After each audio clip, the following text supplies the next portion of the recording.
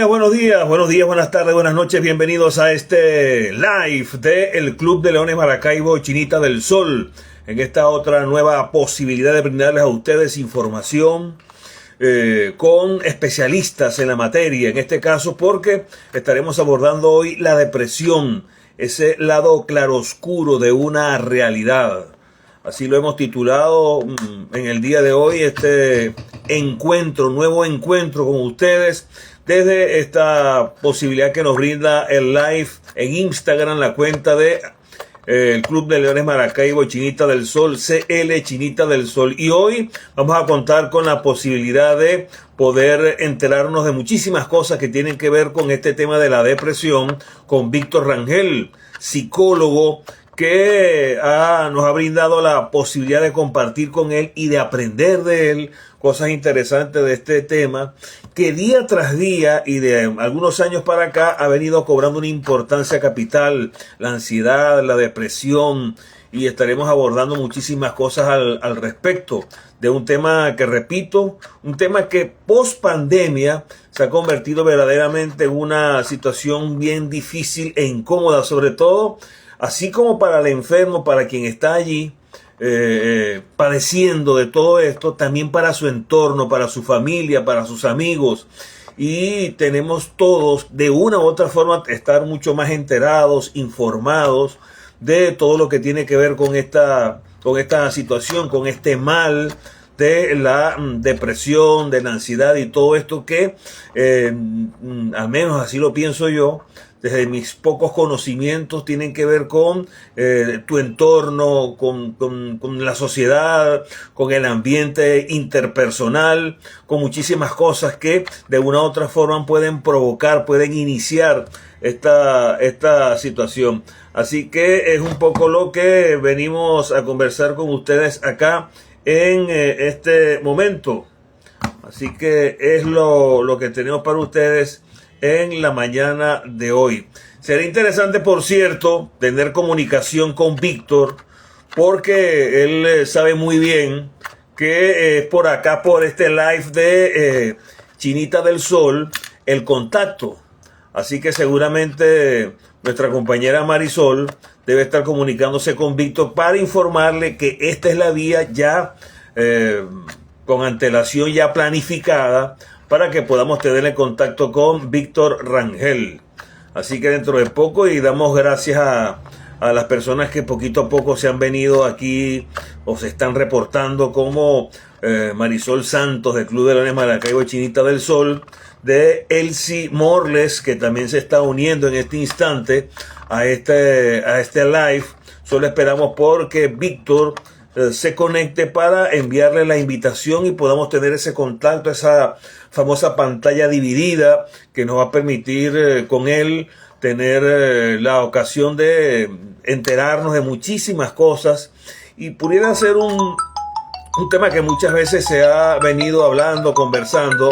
Y bueno, Víctor nos está llamando. Yo repito, sería interesante comunicarse con él y decirle que es un live de Instagram, para ver si es posible tener el contacto con Víctor.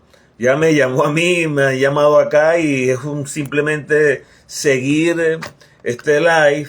Le enviamos la invitación y podemos entonces coordinar con él el comienzo de esta conversación. Recuerden ustedes que periódicamente este medio, a través de esta red social Instagram, tendremos la ocasión de compartir con ustedes temas diversos. Nosotros, a lo largo de todos estos años, desde que estamos con lo que fue la primera experiencia de un live de este corte, lo hemos tenido de carácter, sobre todo en la salud, nos hemos enfocado mucho, pero también hemos tratado temas culturales, económicos, de la sociedad, y todo aquello que nosotros creamos es beneficioso para quienes comparten y se muestran interesados en los temas, para que ustedes tengan una mejor información, valiosa información por demás, de todos y cada uno de estos encuentros que hemos tenido con profesionales de todo tipo. Hemos hablado incluso de historia, de aspectos regionales, Recuerden que todo lo que se diga acá en este live va a quedar dentro de lo que es el historial de actividades que usted puede, en el horario mucho más cómodo, poder entonces disfrutar de estos 45 minutos que normalmente tenemos con quienes nos acompañan en esta experiencia. Y este es un poco de las bondades, de las fortalezas que tienen las redes sociales, que así como mucha gente puede criticar estos contactos, también tenemos la ocasión de poder aprender mucho. O sea, inteligentemente utilizado las redes sociales podemos sacar un provecho que sería beneficioso o es beneficioso para todos. Así que repetimos, estamos esperando que Víctor en algún momento pueda conectarse con nosotros. Ya pasado 10 minutos de la hora convenida, estamos aquí esperando porque él logre hacer contacto con nosotros acá en este live para ver si es posible entonces comenzar este diálogo con un profesional que ha dedicado gran parte desde que es, y creo que antes de graduarse de psicólogo, ha dedicado sobre todo en lo que tiene que ver con el suicidio. Él lidera grupos de ciudadanos que en Maracaibo han hecho trabajos hermosísimos alrededor, sobre todo de lo que es la prevención en cuanto al suicidio se refiere, que de una u otra forma tiene que ver muchísimo con el tema que vamos a tocar con Víctor, que tiene que ver con la depresión. Hay una especie de, y siempre recuerdo a un profesor puertorriqueño que en un hotel conocido de esta ciudad me dijo, siempre los eventos, cuando hay un contrapeso, van rodando ambos por el filo de una navaja. Y es totalmente cierto.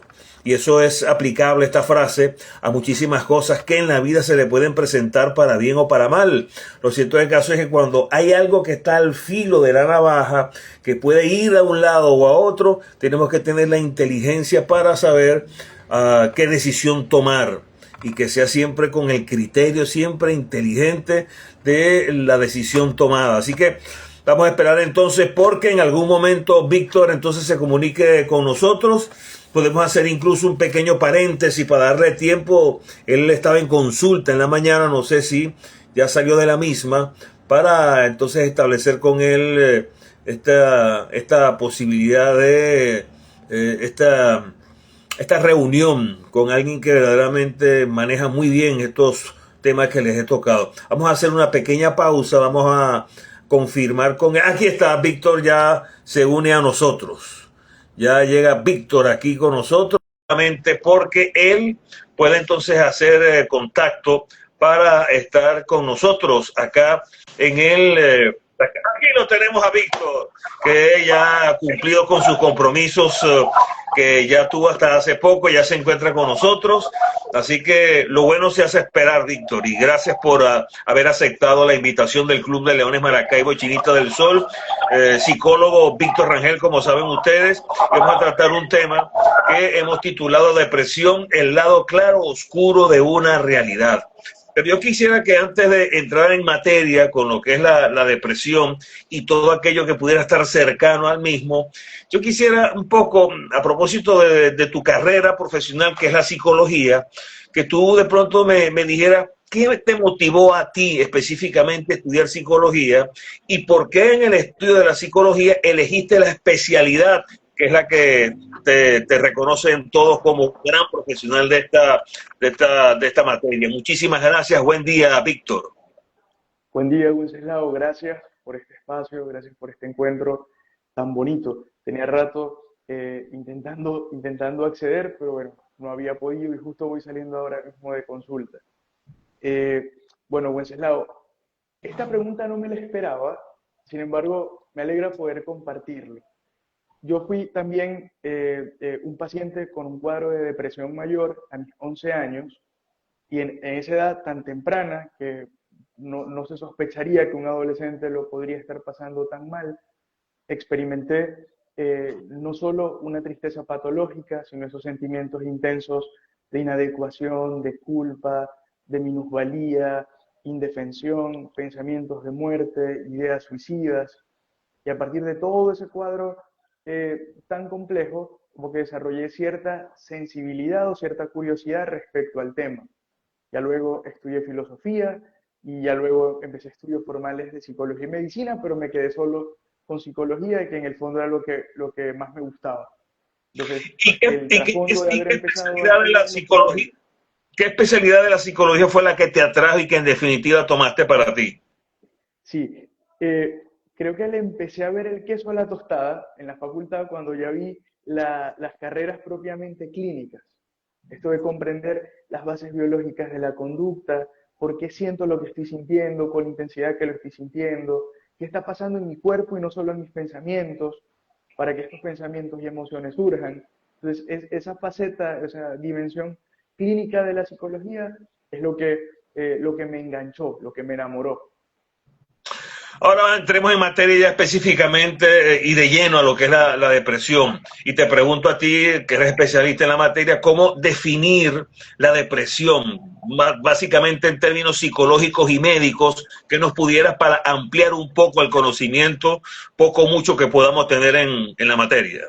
Sí, pues la depresión es una alteración del estado de ánimo que afecta la dimensión cognitiva de la persona, que afecta la higiene del sueño, que afecta el estado de ánimo, la conexión con el placer y con la vida, que afecta la ingesta de alimentos y altera el curso del pensamiento. Es decir, es un malestar clínicamente significativo que compromete el estado de ánimo y el funcionamiento de una persona, en cuya base, en cuya etiología, no necesariamente debe haber un, un evento de naturaleza traumática, una pérdida, es decir, no siempre se explica la depresión desde un duelo, sino que se puede entender mejor como una respuesta bioquímica frente a una amenaza.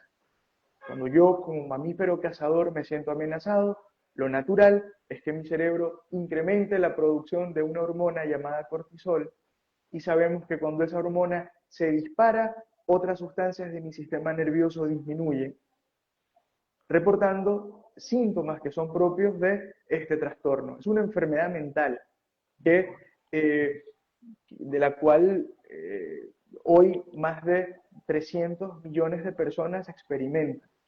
Es una eh, como una base estadística más que suficiente para ver que estamos hablando de un problema de salud pública del que muy poco se habla.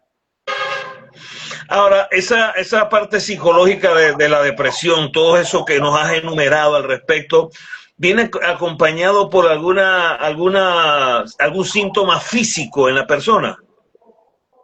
Sí, la base es bioquímica, ¿okay? Si nos referimos a esto como físico, es decir, y de hecho creo que podemos partir desde el comienzo. Tú y yo tenemos el cerebro de mamíferos cazadores. ¿Eso qué quiere decir?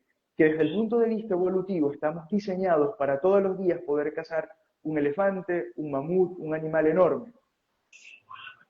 De acuerdo a la amenaza, conductualmente podemos responder atacando, huyendo, quedándonos paralizados. Sin embargo, para que esa respuesta conductual se dé, hemos de tener primero una respuesta bioquímica. Es decir, cuando aumenta la producción de esta hormona que se llama cortisol, disminuye la producción de serotonina y se compromete, por tanto, mi conexión con la alegría, se compromete el estado de ánimo. Estoy triste o irritable la mayor parte del tiempo, puedo incluso tender a llorar con facilidad.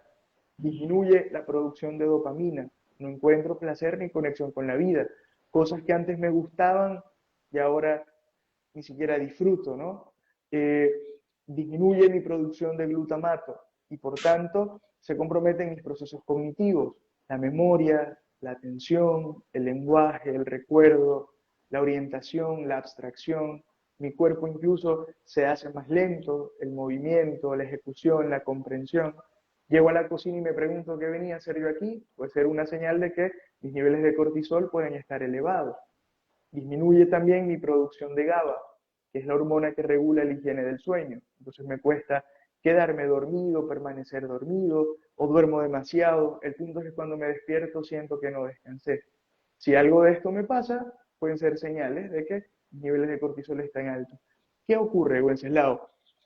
Que cuando los niveles de cortisol están altos, el cerebro empieza a enviar señales y te dice, Wenceslao, baja el cortisol, baja el cortisol, baja el cortisol, es decir, deja de sufrir, deja de sufrir, deja de sufrir. Y ese deja de sufrir solemos interpretarlo como tienes que morir, tienes que morir. Y es cuando aparecen los pensamientos de muerte o las ideas suicidas.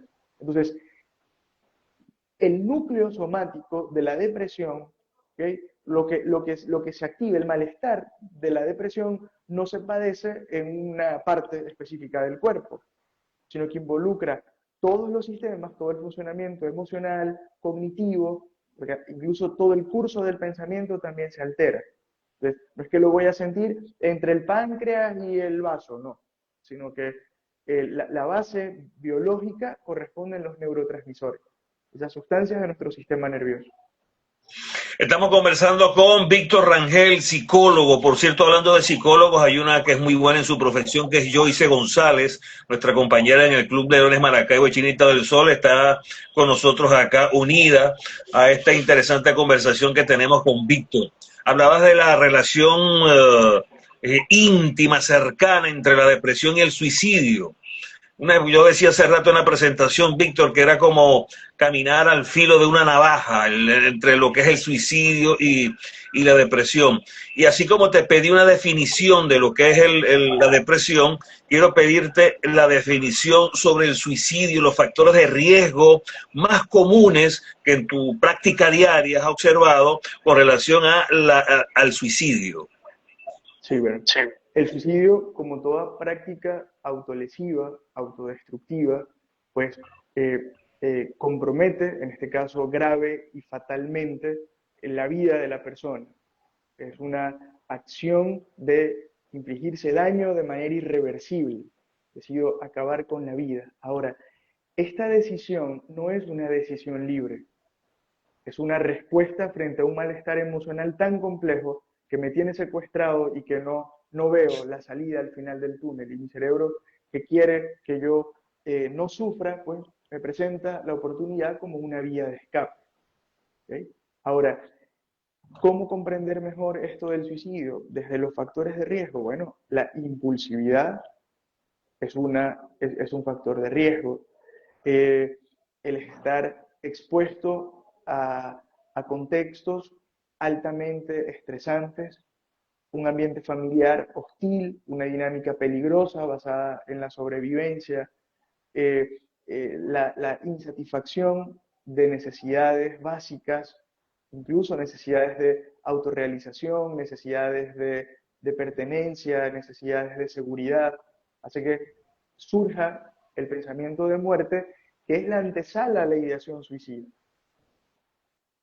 Nos sorprendería la incidencia estadística tan alta de personas que hemos experimentado en algún momento estos pensamientos de muerte. Y creo que es preciso hablar un poco más de esto, entender que estos pensamientos surjan es una respuesta natural, instintiva de nuestro sistema nervioso y que vale la pena aprender a interpretar para poder canalizar, para poder dirigir mejor. Entonces el suicidio sí es una conducta de daño, de autólisis irreversible, de autodestrucción, donde la persona no es libre de decidir, bueno, es que decido libremente, no existe una persona que libremente decida suicidarse, porque no es una conclusión a la que llegamos a partir de un razonamiento, habiendo visto los pros y los contras, suelen ser decisiones que se toman desde la emoción, desde el secuestro en la amígdala. Ahora, dentro de la tarea que me impuse para más o menos poder establecer esta conversación contigo, Víctor, me consigo con el riesgo, que es una palabra que acabas tú de utilizar. Ahí lo que llaman el riesgo activo y el pasivo, aquellos que intentan suicidarse y aquellos que tienen pensamientos con la intención de hacerlo. En esos dos aspectos de esos riesgos, ¿de qué manera se puede, sobre todo el entorno que rodea a la persona, actuar? Sí, el entorno es un factor precipitante o es un factor de contención, es decir, no da lo mismo. De hecho, para un abordaje limpio de la ideación suicida, es bueno considerar tres elementos, principalmente. El 30% de la efectividad de la intervención corresponde con el tratamiento médico. dado que puntualizamos que en la base se encuentra un desequilibrio bioquímico, es preciso intervenir bioquímicamente, es decir, esos niveles de cortisol es importante ayudarlos a estabilizar, por eso utilizan antidepresivos, moduladores del estado de ánimo o algún fármaco que prescribe el especialista para poder disminuir la intensidad de estos pensamientos, ¿no? Y que la persona pueda hacerse cargo. Entonces, 30% psicofármacos, 30% psicoterapia, donde la persona aprende a educar su cerebro a pensar funcionalmente, y 30% corresponde con la familia, como un factor de riesgo, un factor de riesgo o de protección, factor sí, que acompaña, que valida el proceso, y solo el 10% está en manos del sujeto, en manos de la fuerza de voluntad de la persona.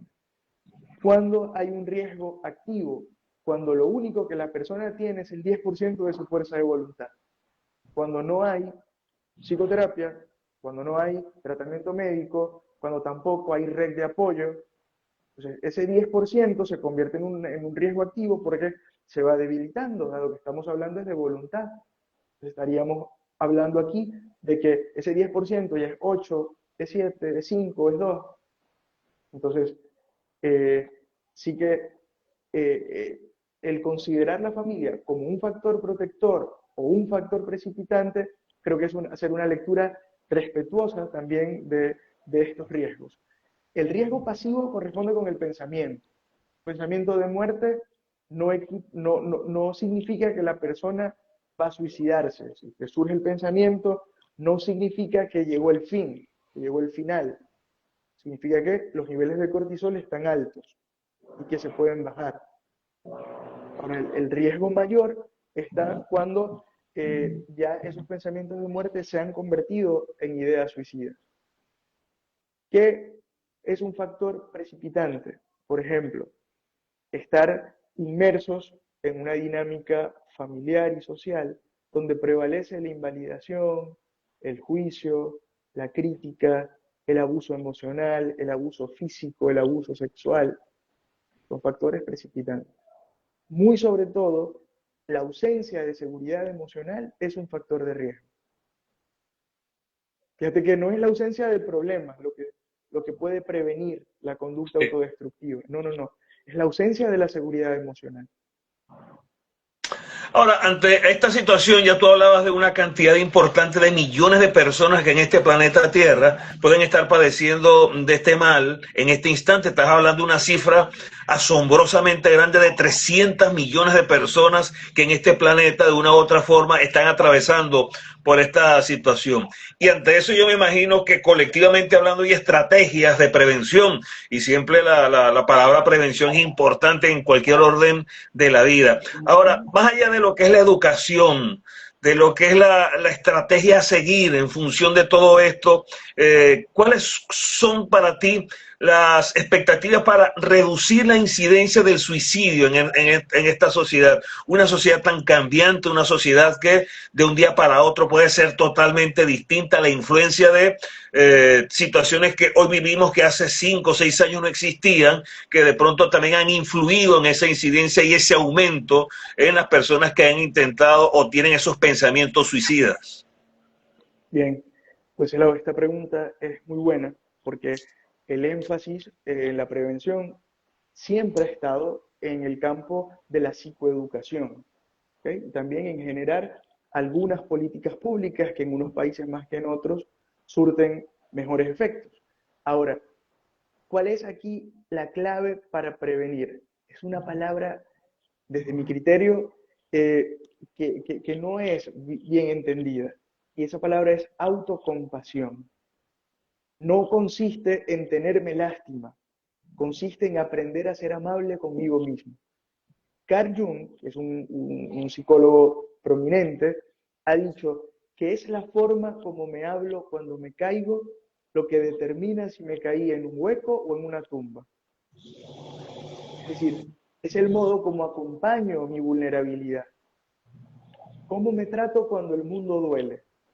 Ese es el factor protector primario. Es decir, ¿qué pasa en mi mundo interno? ¿Cómo decido acompañarme a mí mismo en medio del dolor. Empleo conmigo las formas del adulto cuidador que ignora lo que pasa adentro. Me agredo por sentir lo que estoy sintiendo o me valido y me acompaño con amabilidad y respeto. Es verdad que la psicoeducación es muy necesaria. De hecho, en el voluntariado de la esperanza intentamos propiciar espacios para hablar de esto, compartir herramientas, en fin. Pero en el fondo, el trabajo que podemos hacer desde casa debe estar centrado en la autocompasión. Que nuestros hijos y nosotros seamos cerebros autocompasivos. Yo he visto también que en algunos países, Víctor, y seguramente tú manejas esa información mucho mejor que nosotros, hay países, por ejemplo, como España, como en México, en los Estados Unidos, que tienen teléfonos gratuitos, líneas gratuitas, Sí.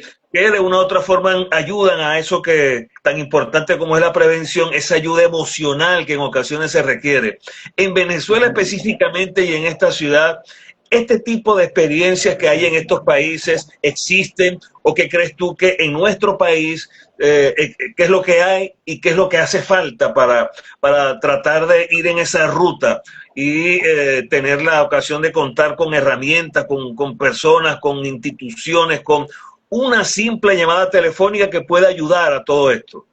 Sí, en Venezuela, la Federación de Psicólogos Venezolanos tiene una línea gratuita de atención psicológica.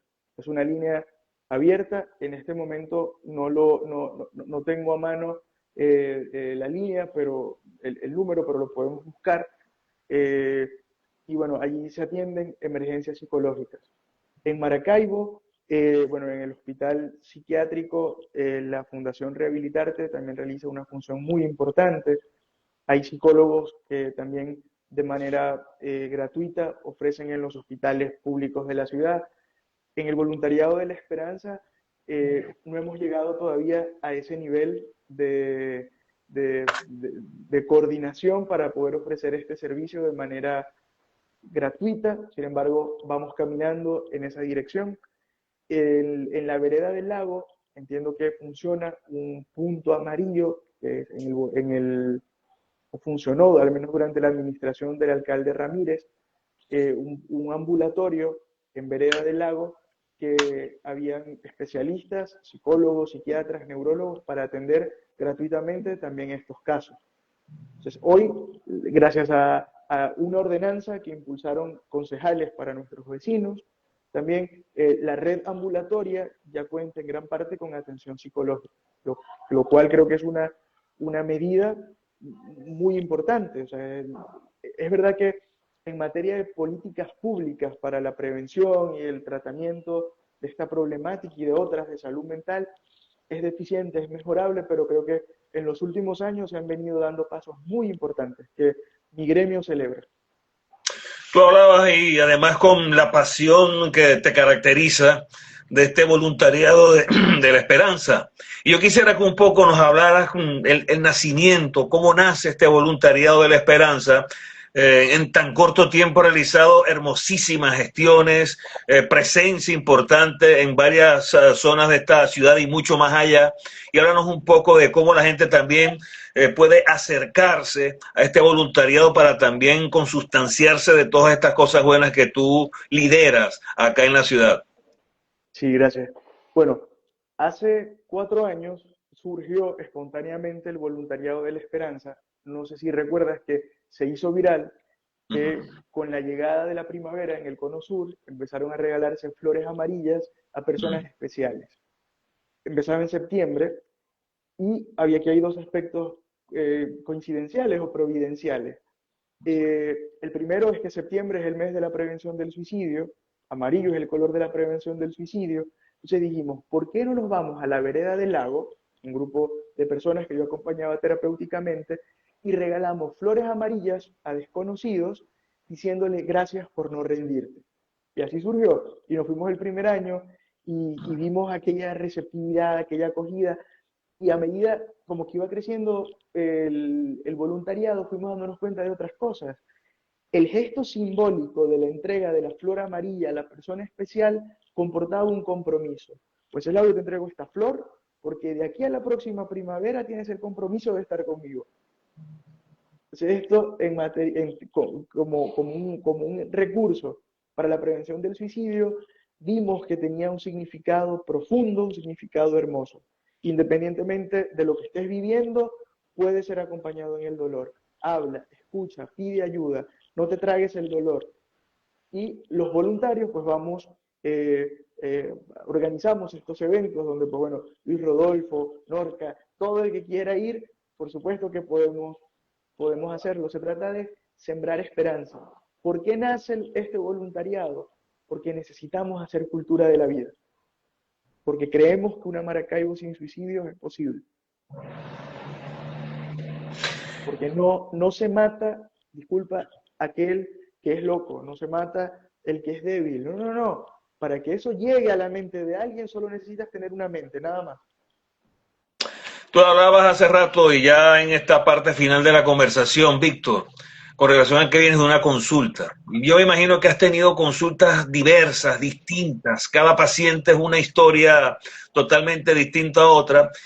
Y seguramente has obtenido algún aprendizaje en muchos de estos casos complicados, difíciles que se te han podido presentar. ¿Cómo has lidiado con eso? ¿Cómo un psicólogo de tu trayectoria, que puede ser muy corta, muy larga, pero con esos casos que se te han presentado, a propósito de la depresión, el suicidio, has tenido y has obtenido algún tipo de aprendizaje ya en lo personal, en lo profesional, que te haya o te hayan tocado las fibras más íntimas?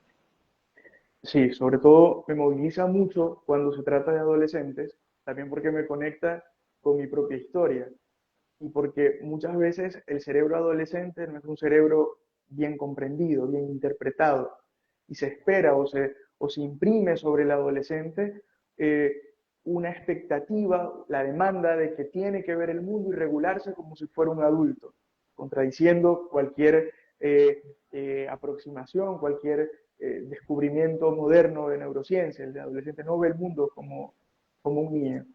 ¿Qué me ha movilizado de estos casos? Bueno, afortunadamente ninguna de las personas que he acompañado con esta situación, ninguna ha fallecido, no ha habido ningún desenlace fatal. De hecho, yo creo que he visto flores salir de las rocas y bueno, eso me emociona mucho poder acompañarles y ver cómo superan este cuadro, porque esto es algo importante.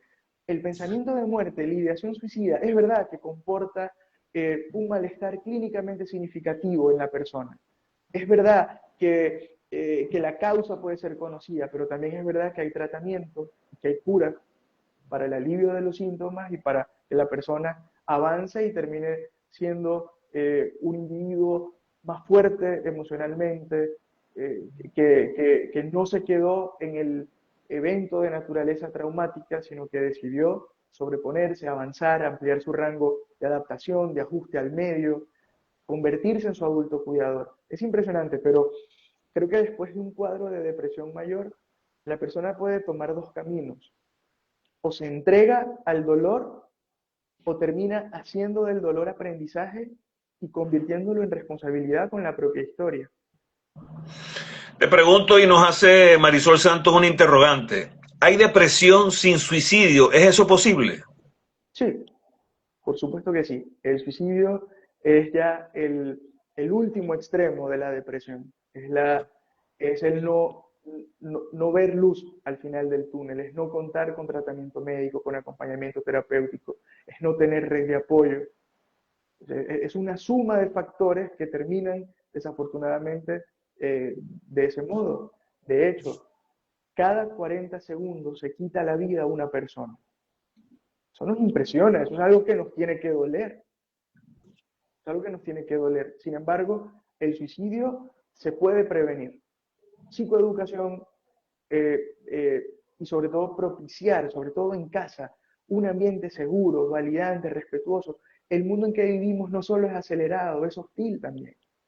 Por ello, el poder contar con un espacio psíquico mío, que sea seguro, y también que en mi casa haya seguridad emocional, contención, ternura, eso reduce significativamente el riesgo de conductas de este tipo.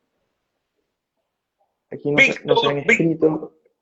Víctor Rangel, de aquí también hay otra pregunta de Marisol. ¿Cómo ayudar a un adulto con depresión en estos instantes? cómo animarla, exteriorizar las cosas que lo deprimen, que quiera hablar, para que nos digas algunos tips que Sí, quienes acompañan o están relacionados con el paciente pueda ayudar bien. el logro de una recuperación Hay, efectiva. hay un ABC simpático para los cuidadores, para la familia. No juzgar, no criticar, no culpabilizar, no forzar a animarse, no invalidar a la persona que está atravesando la depresión, sino entender que cada día es un gran desafío y es una gran victoria. No es verdad que podemos imprimir sobre un paciente con depresión el peso de decir, chico, pero pon de tu parte.